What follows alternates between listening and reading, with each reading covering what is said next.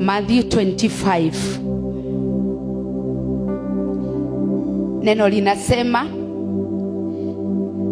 the word says, at that time the kingdom of heaven will be like 10 virgins who took their lamps and went out to meet the bridegroom. 5 of them were foolish and 5 were wise. The foolish one took their lamp but did not take any oil with them. The wise, however, took oil in jars along with their lamps. The bridegroom was a long time in coming, and they all became drowsy and fell asleep. At midnight, the cry ran out, here's the bridegroom, come out to meet him. Then all virgins woke up and trimmed their lamps. The foolish one said to the wise, give us some of your oil, our lamps are going out. No, they replied, there may not be enough for both of us and you. Instead, go to those who sell oil and buy some for yourself. But while they were on their way to buy oil, the bridegroom arrived. The virgins who were ready went in with him to the wedding boutique, and the door was shut. Later the other also came. Sir, they said, open the door for us. But he replied, I tell you the truth, I don't know you. Therefore keep watch, because you do not know the day or the hour. Amen. Our today's topic is about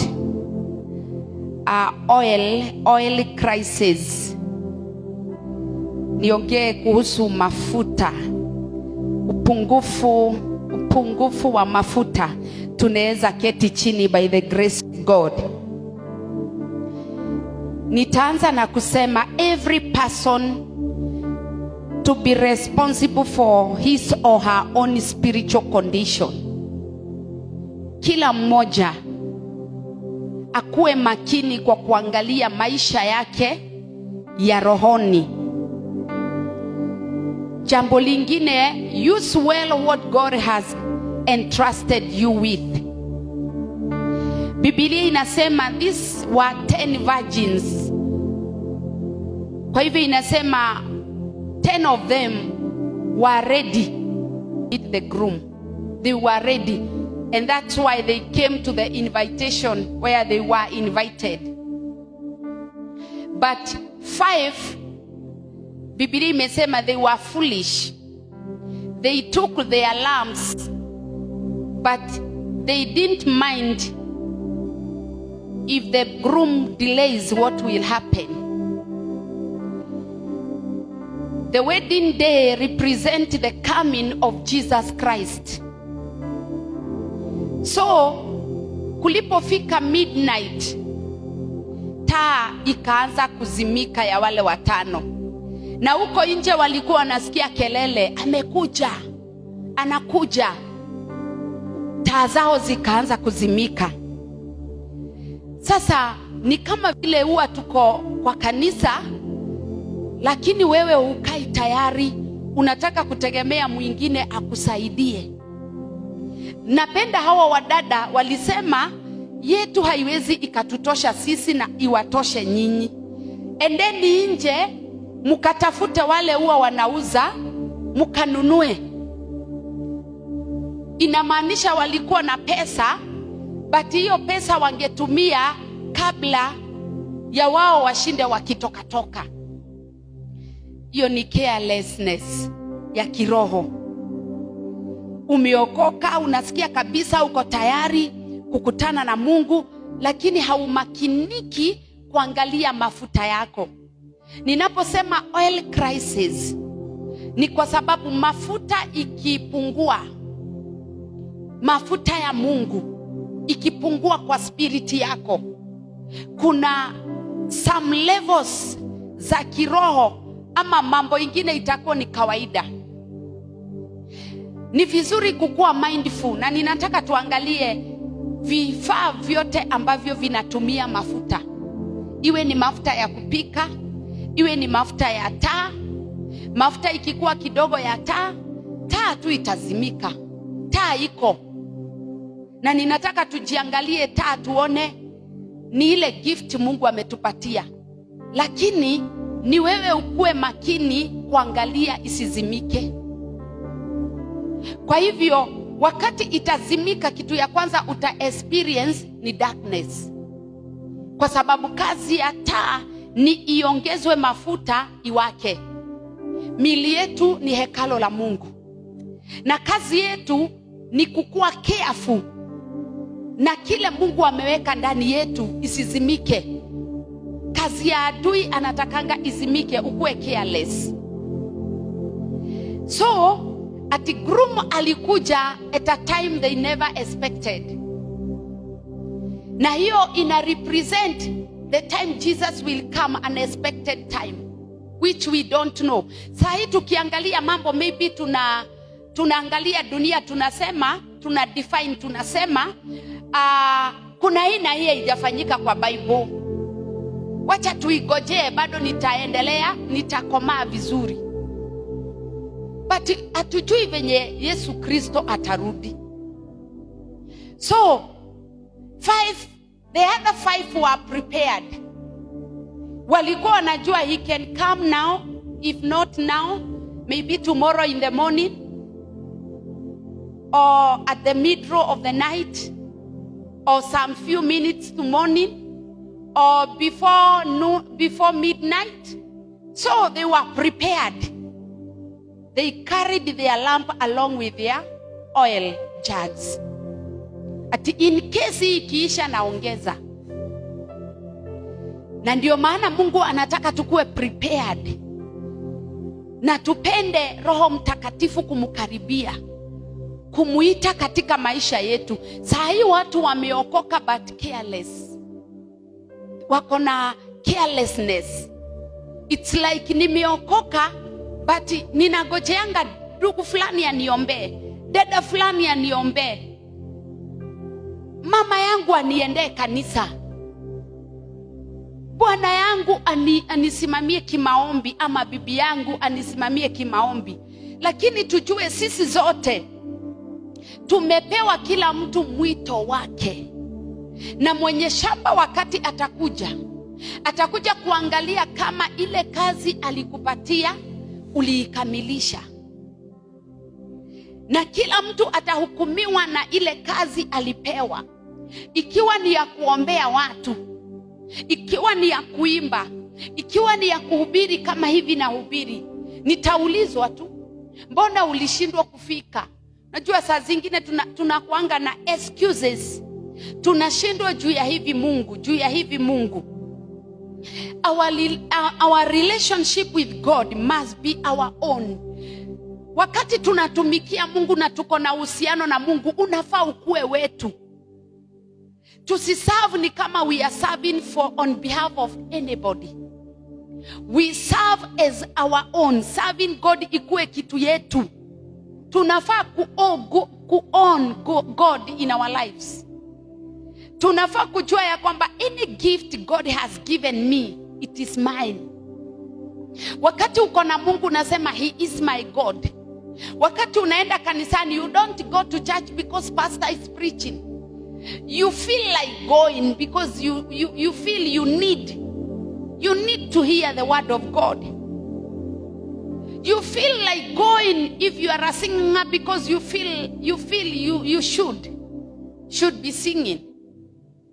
Kwa hivyo lazima relationship ikue our own. Na ndio maana these five are the wise virgins. Walikuwa na taa zao, walikuwa wao wamekaa tayari anytime he's coming. Hawako wana judge the time, hawako wanaangalia the time. Anytime they were prepared. Na hivyo ndivyo Mungu anataka. Kwa hivyo katika relation yetu na Mungu, Yesu wakati atakuja kuchukua watu wake awapeleke mbinguni, lazima tukue ready, because that time is coming. Na kukua ready ni kuangalia zile projects ametupatia hapa duniani, tumwakilishe. Kuna mtu upewa project ya kusimama na nation, just to pray for Kenya. Hata akiomba hajui anaombea nani, but yeye amepewa hiyo mzigo. Mwingine anapeangwa mzigo wa kuombea hata pastor, hata church. Mwingine amepewa mzigo wa kusimama na the body of Christ.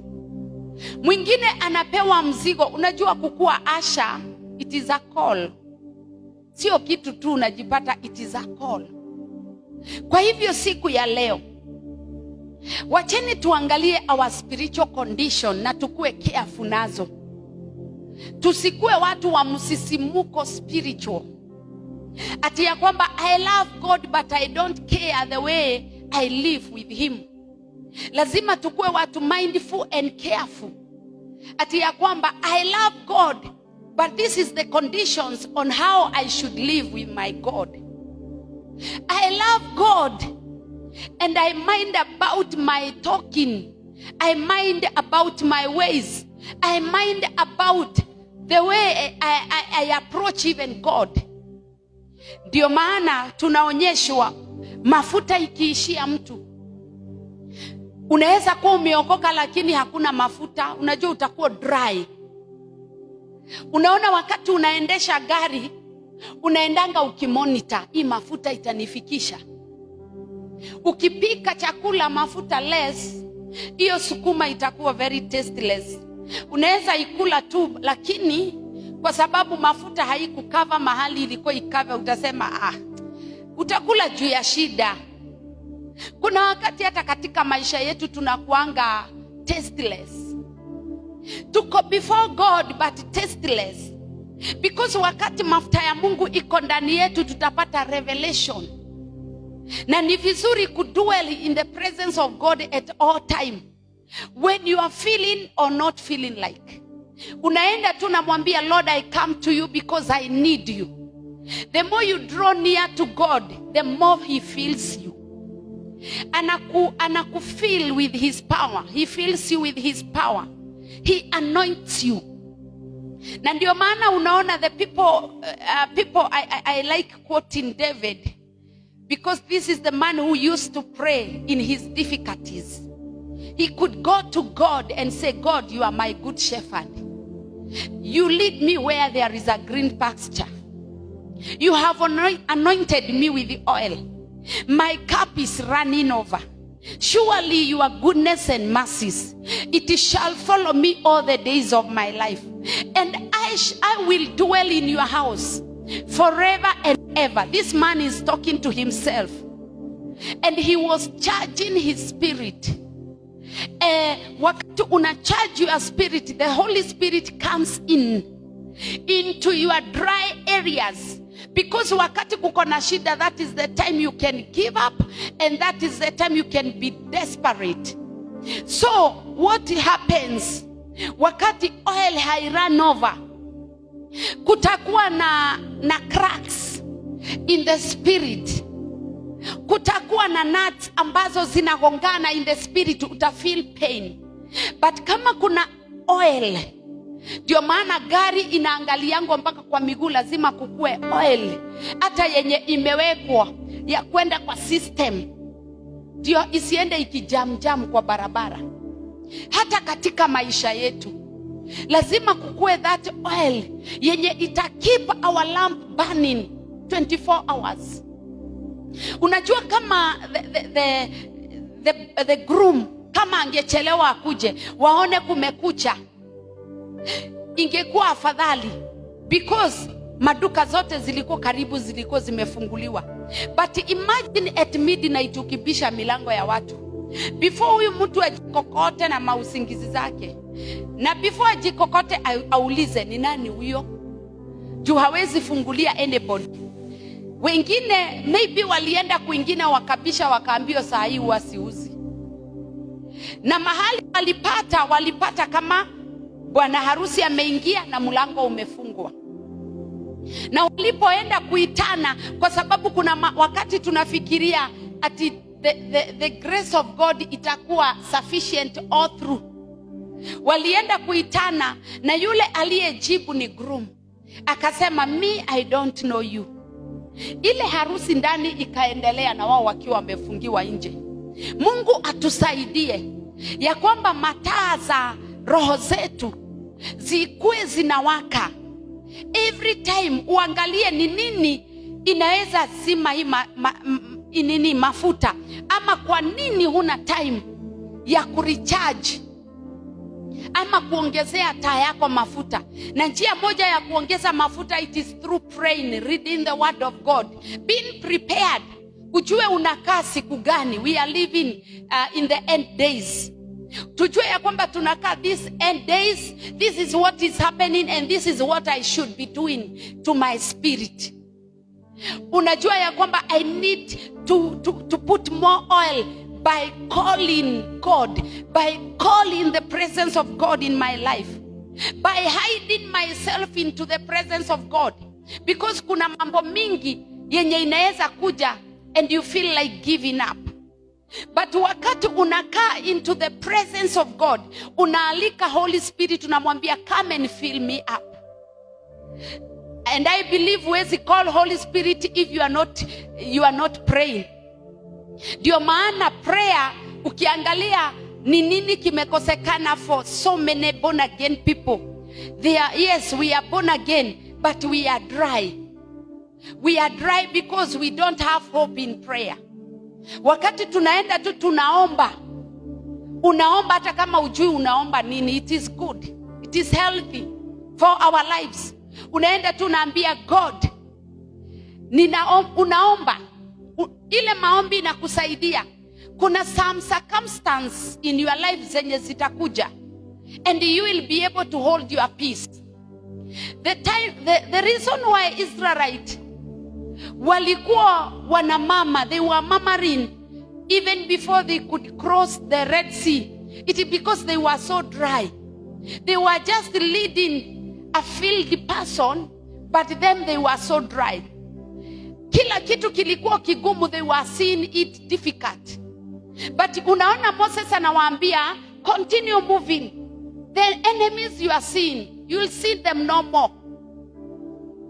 Na hawa watu hata wakiambiwa hivyo, their eyes were behind. Walikuwa wanaona enemy. Hawakuwa wanaona God mwenye amewatoa na kuwafikisha mahali walikuwa wamefika, because they were dry. Wakati kuna oil na mambo ikuje ikuchemkie, utakuwa na answer. Because kuna time Mungu atakwambia, in this situation just keep quiet. Na utasikia you have peace because you have enough oil in your spirit. Kuna time Mungu atakwambia, now stand up, act, because you have enough oil. Kuna time Mungu atakwambia, now stop walking but run. And because those who wait upon the Lord, they run, they don't get weary, because there is something. Kuna oil, kuna enough oil that enables you to continue running. You run, you don't get weary. Hata kama enemy atakufuatilia, una run. Those who wait upon the Lord, if you have that enough oil in your spirit, you'll be able to wait. Because not all the time you'll be walking and running. There are sometimes God will tell you to wait. Utakuwa unagojea. Na unajikuta you are very patient, because within your spirit you are convinced that something is about to happen when I'm waiting. There is this other time God will tell you, now fly or shift, because you have this spiritual oil. You will be able to go into the levels, dimension levels, whereby hata kama enemy try his level best, he can't conquer you. Because you are able to fly above. Flying above. Unakuta your mentality, it is not where you have been defeated. Unakuta you are above every kind of a difficulty. You are above every kind of lacking. Na unakuwa hopeful in the spiritual realm. Because there is enough oil within your spirit. Kuna watu wengi, they are very afraid of the coming of Jesus. We should not be afraid. Our work is to work on filling our lamps, our spiritual lamps. At all through, you are prepared. Because kukikuwa na running of oil. Muliona ile wakati kulikuwa na oil crisis in Kenya.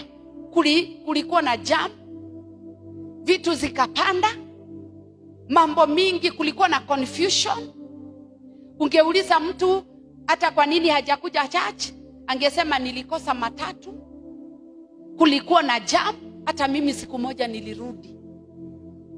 Nilijikuta nikitafuta ya Industrialia imefungana. Nikajaribu ya Jogoo Road kwa petrol station, magari zimefungania mbali. Hata mimi nikaangalia saa, time was up. I went back. Because of what? Oil crisis. Kwa hivyo lazima uangalie your spiritual. Because ukisoma sana the book of Matthew, Jesus alikuwa anaongea na disciples, anawaambia those last days will be difficult days. Na kama hazingekuwa reduced, hakuna mtu angeokoka. So hatuko hapa tujidanganye we are living in good time. It will be very difficult. It has already started. We need to fill up our lamps. Ati ya kwamba kuna mambo utaangalia and you are not so serious about them. You ignore them because you don't have a solution concerning them. And you will allow Jesus to take you through. It is by inviting Holy Spirit, unamwambia fill me up. It is good to make an appointment of seeking God all through and reading the word of God and being prepared for these last days, these difficulties days, whereby many want to hear about where money will come from. People are waiting to just get to their breakthroughs. But tujue ya kwamba with the breakthroughs, with the money or without it, we should be prepared. Na taa zetu zikuwe zinawaka. Taa yako ya kiroho ikiwa inawaka. There are some arguments you not involve yourself with.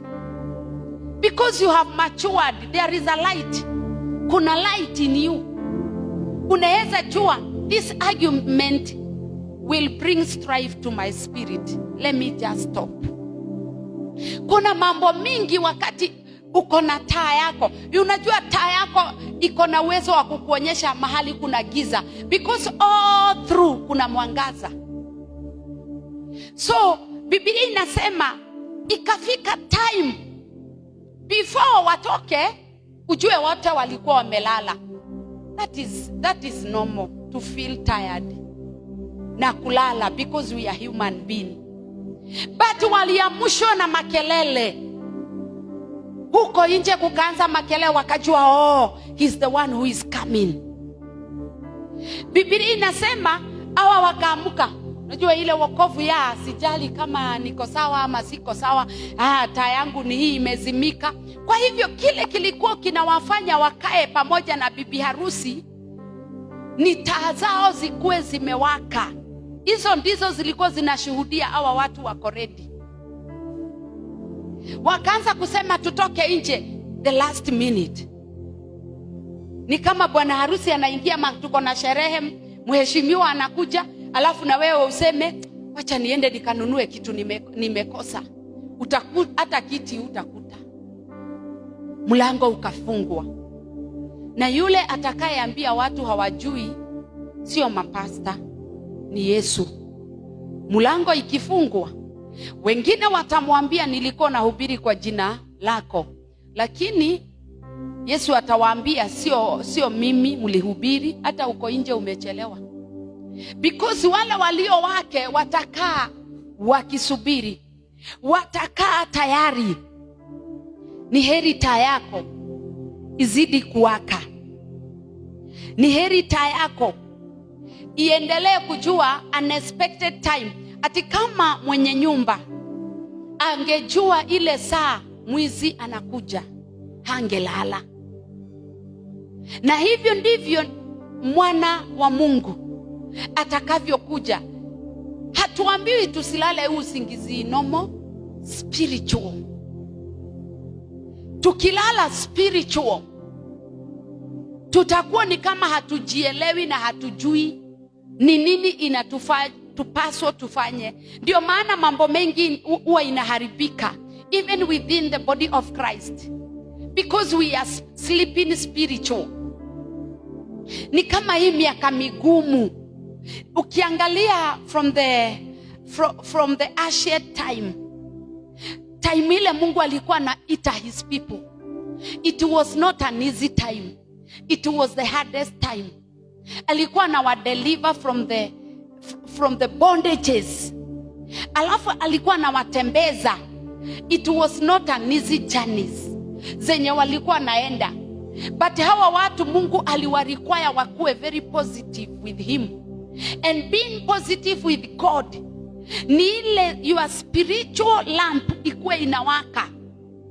Ndio Mungu akisema I will help you, you'll be able to see well. Mungu akisema I am with you, you'll be able to understand it is true. Mungu akikwambia I will walk you through, you'll be able to understand this is God speaking. But if your lamp is off and God comes and tell you I will go with you, you'll start searching or looking, who is this talking to me? Because hauoni na hau understand. Siku ya leo, may God give us strength to keep on enlightening our lamps and to maintain the oil.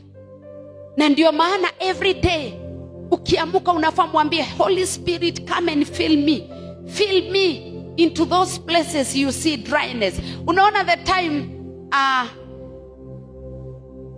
Moses alikuwa na wana wa Israeli, anawaambia these enemies you are seeing, you'll see them no more. But some people are like, how? But we are seeing them, they are coming. But Moses, yeye alikuwa anasema, but God, you are the one who led us to this way. The enemies you are seeing, you'll see them no more. You know, kwa macho hii ya mwili tunaweza ona mashida, lakini ujue kazi yetu sio physical, ni spiritual. Na ninataka kwanza nikuonyeshe wewe ni nani. Shetani akikuona hakuoni kama mtu, anakuona kama kamungu fulani. Kwa nini? Kwa sababu uko na the breath of God in your spirit. Mahali shetani ukujia ni kujua huyu mtu amejiachilia kiwango, hajielewi yeye ni nani. Sisi ni tofauti na Lucifer. Lucifer is an angel. Us, we are human, created through the image of God, and we have the breath of God. Akapulizia ati ya kwamba we are not just common people, we are extraordinary people, people of excellency, people who can go far, watu ambao wanaweza gojea. You don't know how. Unajua hata kuna baraka zingine Mungu akikuja kukubariki, you don't know how, but because umejua kuwa patient in him, unatulia. Saa ile ghadhabu iko dunia, ama ile mambo inaendelea duniani, hakuna mtu anaweza kuwa na amani. All of us we are searching, na tunatafuta vitu hata tukipewa hazitoshi.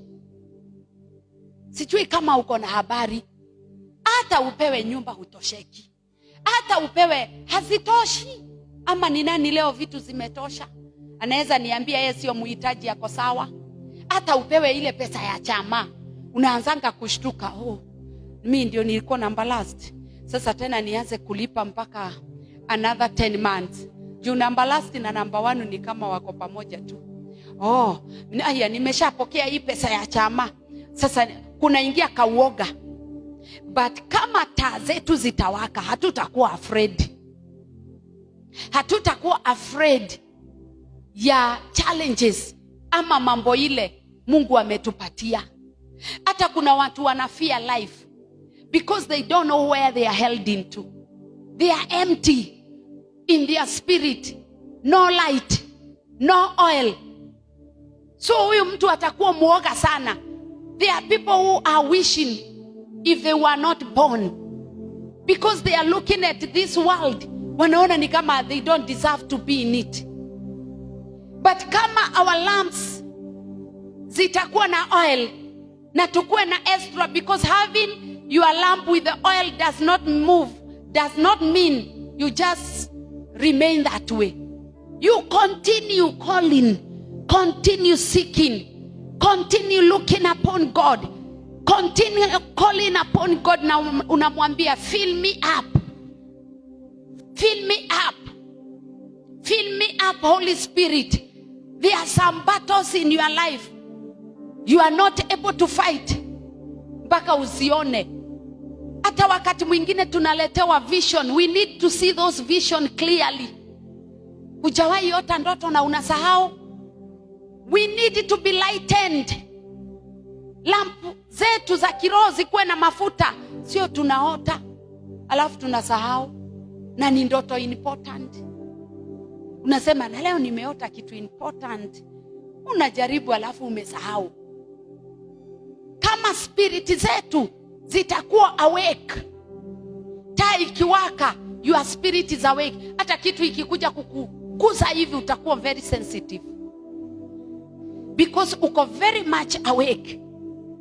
Biblia inasema all of them, they fell asleep, which is very normal for every Christian. But different ilikuwa, some 5 had their extra oil, the other only lamps, their jugs were empty. They now started looking for help. Help us, help us. Najua tukikataa kukuwa na enough oil, tutakuwa tunauliza help hata mahali hapafai kuulizwa help.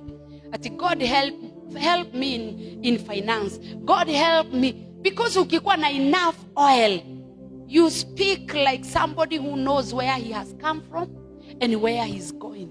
You speak like you know what is in you. Hautafutili.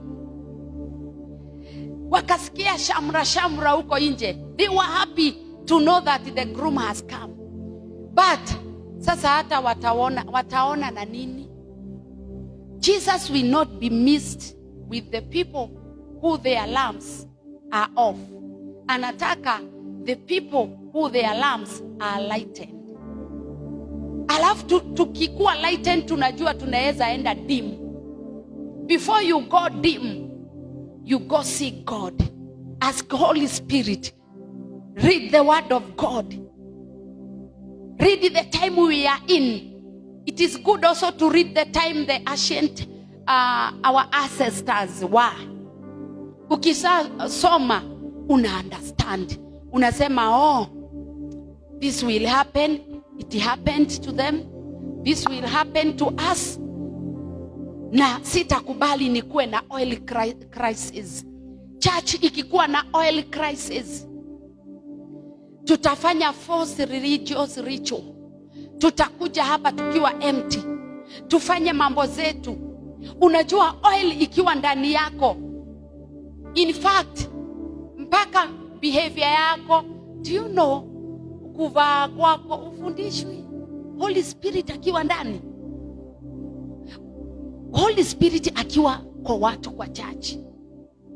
Hata kukuje mtu mwenye amenyoa, ameweka maex, amefanya vitu bila nyinyi kumwambia abadilike, mtamuona next Sunday wanakaa kama nyinyi. Because Holy Spirit is moving in the church. Hautakuwa unaongea anyhowly. Because your lamp is lightening and your spiritual eyes are opened. Wewe si blind, unaona kila kitu vizuri. Kwa hivyo siku ya leo, the groom might not come the time we expect him to come. But use well what God has entrusted you with. Do what you can to please him. Pray to please him. Hata saa ingine ukiamuka na unasikia there is an urge of praying, don't just rush into prayer. Because kama taa yako inawaka, sometimes atakuja akunyime usingizi na akupe grace. Hata kama ni ya 2 hours, hata kama ni ya 1 hour. Ukienda tu unamuuliza, my father, I pray for what? Atakupatia direction. Akikupea hiyo direction, wacha kudivert, useme it is an opportunity now to pray for my issues. Just go straight to the point. Because ukishughulika na ile njia amekuonyesha, atashughulikia njia zako. Kama Moses angeshughulika na hiyo njia Mungu alimuonyesha, wangeenda wakipigwa na Philistines. Lakini juu alipitia the divine direction God shown him, hata kama walikutana na sea, God was ready to give them a solution. Hata sisi katika maisha yetu, God will give us a solution if we'll keep our lamps burning. Ati ya kwamba unajua neno la Mungu likibani ndani yako, wewe watu tapayuka payuka. Kuna mambo ikikuja inatu challenge, tunasema we understand. Kuna hata, do you know, unaweza kuwa una try your level best to fight poverty, but the more you try, the more it hits you. Unawaka hard, unasema no. Ikikataa uta give up. Ndio maana kunahitajika mafuta. Kwanza saa hiyo unajaribu kuifight, kunatokea kijambo mpaka ile ulisave. Because enemy anataka uone hakuna kitu kinaendelea kwa life yako. Ukue dim spiritual. Kataa kuwa dim spiritual. Inafuata ile kitu imekuja ikichukuliwa na ingine, unasema God will establish the work of my hands. I still believe I am more than blessed. Blessed beyond measure. Unaenda tu because unajuanga hiyo imeisha. God can recover what has been taken within an hour, within a minute. Our work is to disappoint the enemy and to exalt God in all kind of a situation we might be going through. When things are getting harder and tougher, let your lamp continue burning. Challenge the situation. Uiambie, whatever you have taken, I'm still surviving, and I know my God will take me through to his divine direction, hata kama ni kubaya. Hivyo ndivyo ukifight poverty sana, hivyo ndivyo inakujanga. Hata kale kadogo, alafu kashetani kengine kanakuja kanakupatia tu mawazo twingine. Na hawa watu wanakuanga na pesa na hawaombi sana. Huwa wanatoa wapi? Sasa ni maombi unanyang'anywa. Huwa wanatoa wapi? Si wako tu sawa. Si wao, ama ni mimi na over pray. Because enemy anataka utoke kwa ile njia. So atakuchallenge. Hit the enemy harder. Proclaim God. Because kukua rich, yes, tunataka kuona ikimanifesti physical, but ujue ina manifesti spiritual. Because utakuwa convinced in the spiritual realm ya kwamba what you have lost, it is not the end of you, because your lamp is burning. Bwana Yesu apewe sifa. Aka kashetani kakunogozea mtu kwa akili, kana kujanga taa yako ikianza kwenda chini. Shetani anaogopa light. Remember, he lives in darkness. He's a liar. He's a killer. He's a distractor. But kama kuna light within you, kukaribia huyu mtu na anawaka. Unajua sisi ni watu wa kuwaka na tuna manifest the power of God. Tunasema when the time is right, God will show up. You might not be having anything right now, but when the time is right, whatever is needed, God will provide. Sayo unaongea hivyo because within you there is light. There is a lamp that is burning. Nataka uinuke kwa mguu wako. By the grace of God. We have like 10 minutes. Nilikuwa nataka hear more. We talk less. And by talking less is by acknowledging our relationship with God must be our own.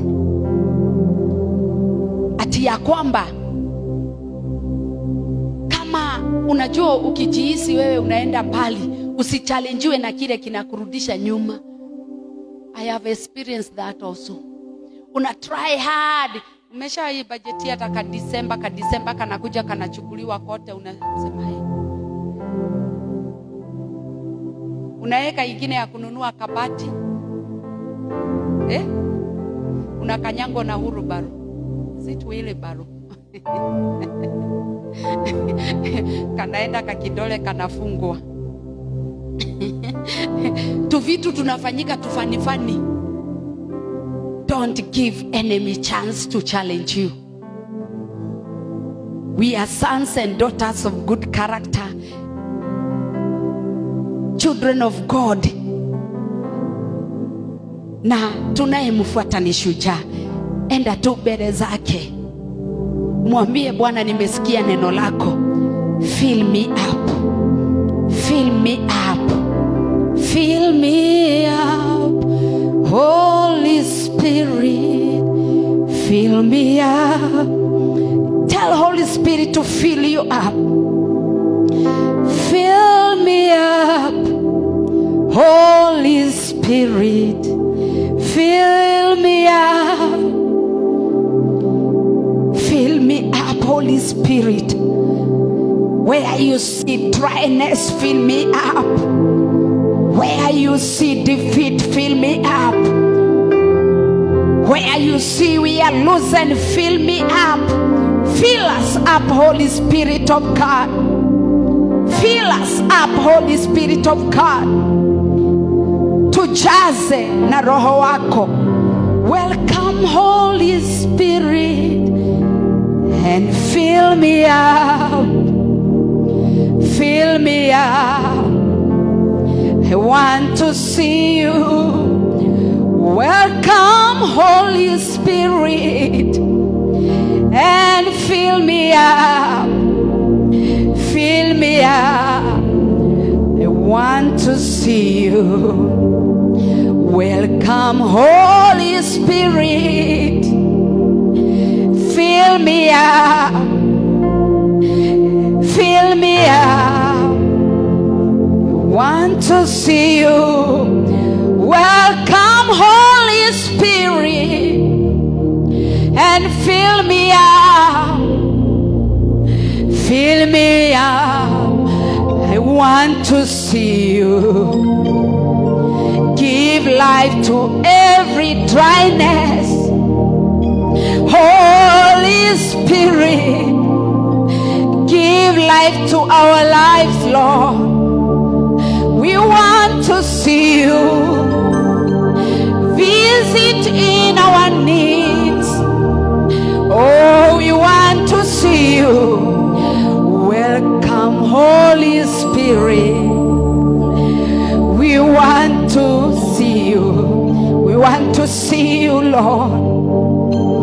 We want to see you, Lord. Manifest your power.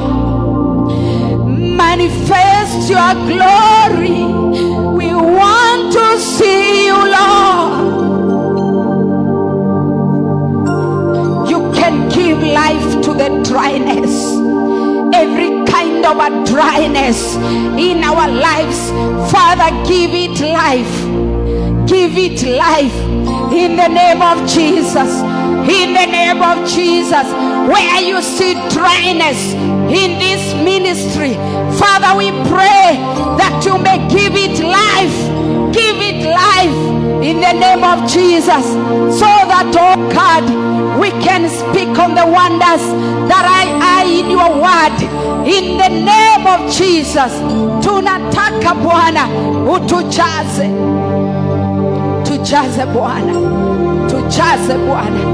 Jaa maisha yetu, jaa mafikira yetu, jaa mifupa yetu, jaa Bwana kwa nyama zetu, jaa kwa damu, jaa kila mahali.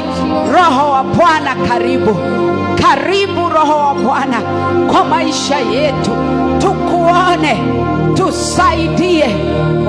Rababoshanta rekasantoba. Tumekataa kushindwa, tumekataa maushuhuda ya uongo ya yule muovu inayotuambia tumekaa sana, inatuambia tumepoteza. Lakini tunakuinua we Bwana, tunakuinua we Jehova. We are more than a conquerors through you Jesus.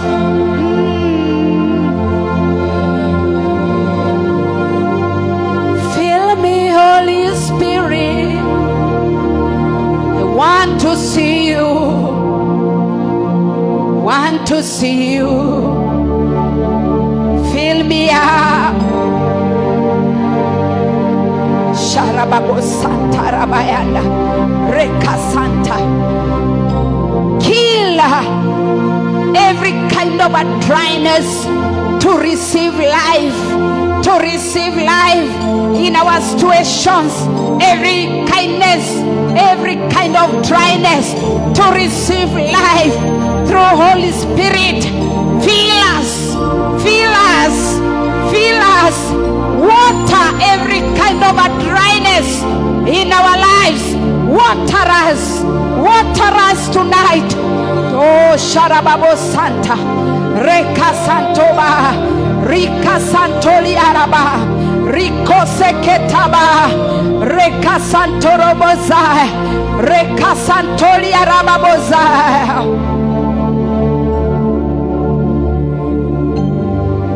Tujae Roho wa Bwana, tujae.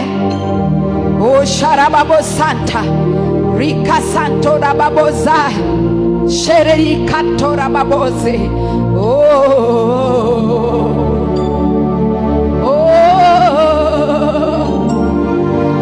Tujae Roho wa Bwana, tukuone, tukuone.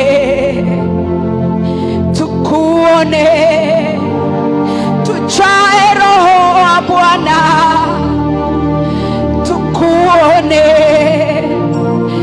tukuone maishani mwetu. Tukuone Bwana, tukuone kwa maisha yetu, tukuone kwa mafikira zetu, tukuone kwa maeneo ambayo imetushinda. Oh Bwana, kuja utuondolee usingizi wa kiroho, ukatie nuru macho yetu ya rohoni. Kuja Bwana, utuondolee ukavu wote. Oh Bwana, tia maji. Roho Mtakatifu, tia maji mahali tunakauka, tia maji mahali tunakauka. Oh Sharababozaya Rika Satoba, oh Sharakote Ririandoroboza, Rikote Makatobaga Seteriandoroboza, Reka Santori Arababose Keta, Rimikatobaga Santori Arababoze, Rekete Mikatoba, Robose Ketabaga, Riantori Rikantoroboza, Rikoterere bazaya, Rimama Shanto bagaya ndoroboziata, Rikoterere babose keta, Rama Santori arababoze, Riantori rikete, rakotama santoba ria paka soteria kontarabayana.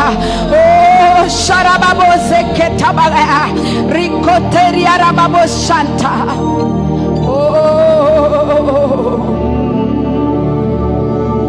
Oh, fill me up, want to see you.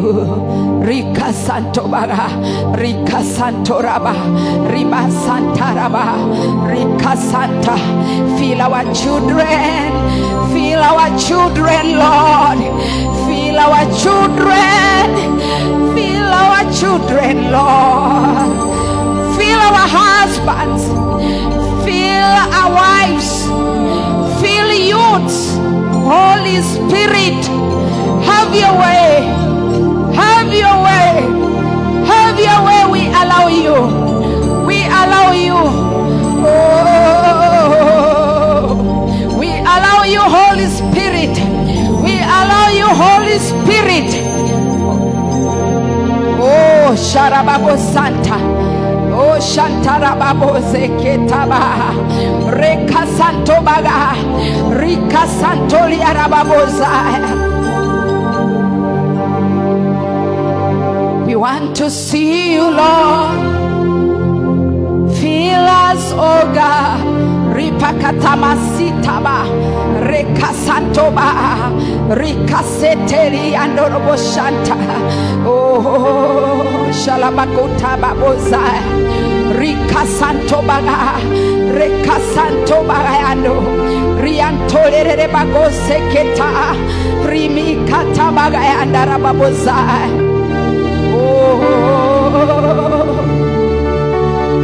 Sante Bwana. Bwana tunakubariki. Jehova, wewe ni Mungu wetu.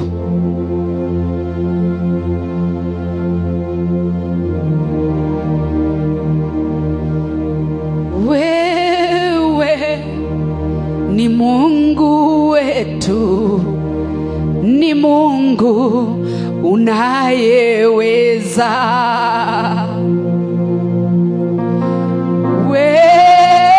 Wewe ni Mungu wetu. Ni Mungu unayeweza. Wewe ni Mungu wetu. Ni Mungu unayeweza. Tukuitapo tujibu. Wewe ni Mungu wetu. Ni Mungu unayeweza. Wewe ni Mungu wetu. Ni Mungu unayeweza. Bwana, wewe ni Mungu wetu. Tunakuinua, Mungu wa watoto wetu, Mungu wa familia zetu, Mungu wa maisha haya, Mungu wa kesho, uliyetupatia uhai huu leo. Tunakutegemea kesho. Tunakutegemea kesho kutwa. Tunategemea nguvu zako Bwana. Tunataka kukuona Mungu ukihuisha nafsi zetu, ukikomboa nafsi zetu, ukiinua nafsi zetu mahali unaona udhaifu wa kushindwa. Bwana, tuguze, ututie nguvu. Tia nuru mahali unaona giza.